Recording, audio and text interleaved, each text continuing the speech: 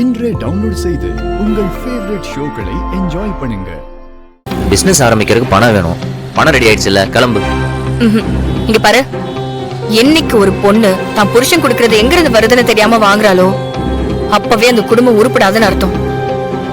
நீ 1 ரூபாய் கொடுத்தாலும் அது எங்க இருந்து வருதுன்ற காரணம் தெரியணும். அதே மாதிரி 1 ரூபாய் செலவானாலும் அது எதுக்கு போகுதுன்னு எனக்கு காரணம் தெரியணும். அப்போ நீ எனக்கு ப்ராப்பர் பொண்டாட்டின்னு சொல்ற? அப்படி ஒண்ணும் சொல்லல, நான் பொதுவா தான் சொன்னேன். ஒத்துக்க மாட்டியே. சரி, இப்ப அதை விடு. பணம் எங்க இருந்து வந்தது? அது உன்கிட்ட தான் கேட்டுட்டு இருக்கேன். பணம் ஏது? அம்மா கொடுத்த மோதிரத்தை வச்சுட்டேன். அம்மா கொடுத்த மோதிரம் தான் என்கிட்ட இருக்கே. அது அம்மாவோட மோதிரம், இது அம்மா எனக்கு கொடுத்த மோதிரம். அதை அடகு வச்சுட்டேன். அடகு வச்சிட்டியா? எதுக்குடா அடகு வச்ச? என்கிட்ட ஒரு வார்த்தை கூட சொல்லல. வேற என்ன பண்ண சொல்ற? வித்தாதான் தப்பு. பிசினஸ் பண்ணி சம்பாரிச்சு மூட்டுக்கலாம். வாங்கண்ணே. ஆளுக்கு ஒரு பிளேட் பிரியாணி கொடுப்பா. ராமச்சந்திரையா பையன் தானே?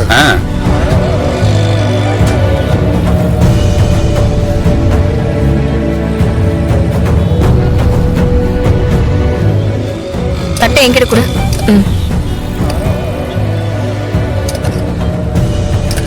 என்னங்க? நல்லா இருக்குப்பா, சூப்பரா இருக்கு. தேங்க்ஸ். சாப்பிடுங்கண்ணே. சூப்பரா இருக்கு. ஐயா, அவன் கடையில இருந்து எனக்கு ஒரு பிரியாணி வாங்கிட்டு வா. ஐயா உங்க பையன் கடை தானே, எதுக்கு காசு எல்லாம்? சொன்னதை செய், போய் வாங்கிட்டு வா. எனக்கு தானே, அவங்ககிட்ட சொல்ல வேணாம். வாங்கிட்டு வா போ. சரிங்க ஐயா, வாங்கிட்டு வரேன். அண்ணா, ஒரு பிரியாணி பார்சல். பார்சல் தான் சாப்பிடுவியா நீ? அப்படிலாம் இல்ல, நீ கவர் கொடு. டைம் ஆயிடுச்சு, வீட்டுக்கு போய் சாப்பிடுறேன். பாசிக்கு நான் இங்கேயே சாப்பிட வேண்டியதுடா. டைம் ஆயிடுச்சு, வீட்டுக்கு போய் சாப்பிட்டுக்கிறேன். கிளம்ப போறேன்.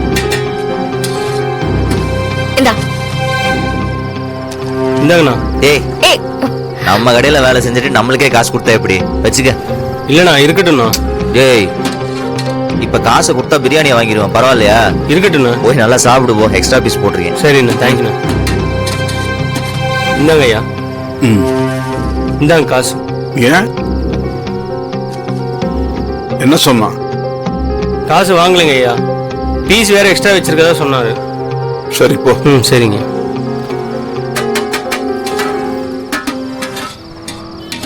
கடவுளே, வாழ்க்கையில அவன் தனியா முதல் அடி எடுத்து வச்சிருக்கான். அவன் பெரிய ஆளா வரணும். என்ன வீரா?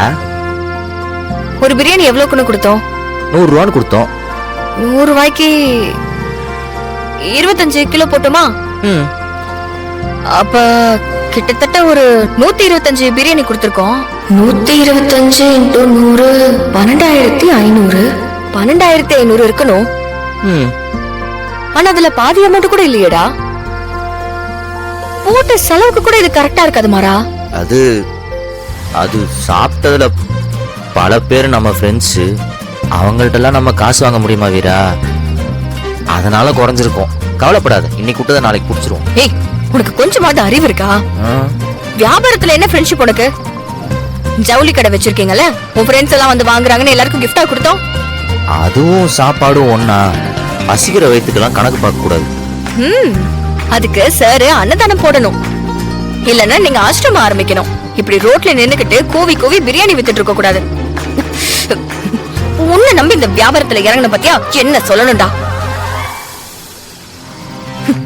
இன்னும் இதே மாதிரி வியாபாரம் பண்ணிட்டு இருந்தனா மாமா சொன்ன மாதிரி நடு தெருவுல தான் நிக்கணும். எல்லாருக்கும் காசு இல்லாம தெரியாம கொடுத்துக்கிட்டே இருக்கிறது. இப்படி இருந்தா எப்படா? ஒன்னும் தெரியறதுல என்ன பண்ணாலும் மூஞ்ச பாவமா மட்டும் வச்சுக்க வேண்டியது. ஒரு நிமிஷம் திட்டுறத கொஞ்சம் பாஸ் பண்ணி வை, வந்து வாங்கிக்கிறேன். ஹலோ,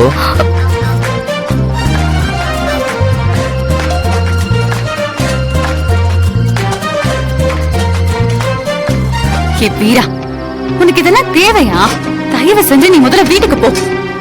இவனை நம்புனா நீ நடு ரோட்ல தான் நிப்ப. குடிசையில தங்குறதும் ரோட்ல நின்னு வியாபாரம் பண்றதும் உன்னை இப்படி பார்க்கவே சகிக்கலடி. உன்னை நாங்க எப்படி பார்த்துக்கிட்டோம்? எவ்வளவு கனவு இருந்துச்சு. இவனை நம்பி எல்லாத்தையும் இப்படி கெடுத்துக்கிட்டியே. கண்மணி, மாறன் என்னோட புருஷன். அவனோட நல்லது கெட்டதுல கூட நிக்க வேண்டியது என்னோட கடமை. அதான் ஒரு நல்ல பொண்டாட்டிக்கு அழகு. எங்களுக்குள்ள 1000 பிரச்சனை வரும். நீ எதுக்கு இதுல தலையிட்டுக்கிட்டு இருக்க? உன் வேலை என்னமோ அதை மட்டும் பாரு. எனக்கு என் புருஷன் மேல நம்பிக்கை இருக்கு, போதுமா? இன்னைக்கு போட்ட மொத்த பிரியாணியுமே சேல்ஸ் ஆயிருச்சு கண்மணி. வருமானம் முன்ன பின்ன இருந்தாலும் அவரோட தொழில்ல தெளிவா இருக்காரு. நான் பாத்துக்கிறேன், நீ எதுக்கும் கவலைப்படாத. என்னமோ பண்ணு. இப்படியே விட்டா வீரா இப்படிதான் கஷ்டப்படுவா போலே. வீராவை இதுல இருந்து காப்பாத்தணும்னா இந்த கடையை காலி பண்ணணும்.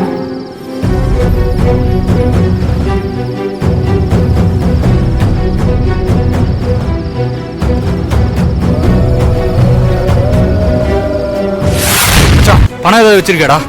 ஏன்டா என்னாச்சு? பாப்பாவுக்கு உடம்பு சரியில்லடா. இருந்த மொத்த பணத்தையும் இப்பதான்டா வட்டி கொடுத்த மச்சான். என்ன பண்றதுனே தெரியலடா. டாக்டர் பெருசா செலவாகுன்னு சொல்றாங்கடா. ஹாஸ்பிட்டல் அட்மிட் பண்ணிருக்கேன். ஒரு 70,000 சொன்னாங்க. அவசரம்டா. உங்ககிட்ட எவ்வளவு இருக்க கூடா? பரவாயில்லடா. இரா,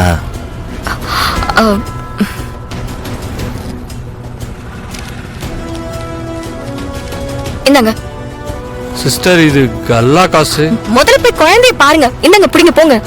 ஆ, ரொம்ப தேங்க்ஸ் சிஸ்டர். வர மச்சான். தேங்க்ஸ்டா. போங்க. சம்மா என்ன பிரியாணி கட்டு. நேத்து 4 பேர் கடனா சாப்பிட்டு போயிட்டாங்கன்னு சொல்லி கடையவே மூடிடலான்னு பேசின. இன்னைக்கு என்னமோ எண்ணி கூட பார்க்காம மதர் தெரசா மாதிரி அள்ளி கொடுக்குற. உங்களை புரிஞ்சுக்கவே முடியலையே மதர். அது வேற கணக்கு, இது வேற கணக்கு. அது என்ன கணக்கு?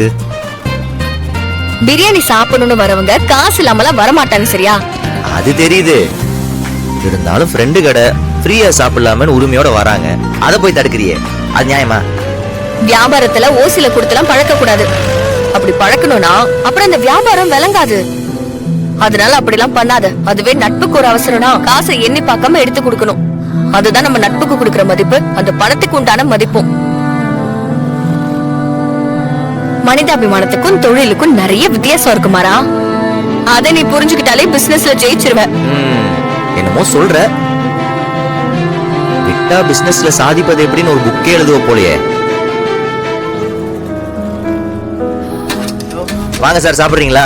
We are food checking department. நீங்க கடையை ரொம்ப அசுத்தமா நடத்துறதாகவும் கார்ப்பரேஷன் ரூல்ஸ் எதுவும் நீங்க ஃபாலோ பண்ணலன்னு எங்களுக்கு கம்ப்ளைண்ட் வந்திருக்கு. உங்க கடையை நாங்க சோதனை பண்ணணும். தாராளமா பண்ணிக்கங்க சார், எங்களுக்கு எந்த ஆட்சேபனையும் இல்ல. ஓகே. நீங்க சாப்பிடுறது நிறுத்திட்டீங்க. நீங்க சாப்பிடுங்க. சாப்பிடு. ஒரு தடவை பிளேட் கழுவ யூஸ் பண்ண தண்ணியை கூட திரும்ப யூஸ் பண்ண மாட்டோம் சார். லைன்ல பாருங்க, இன்னும் 5 குடம் இருக்கு. பக்கத்துல கார்ப்பரேஷன் ஆபீஸ் பக்கத்துல தான் போய் புடிச்சிட்டு வருவோம்.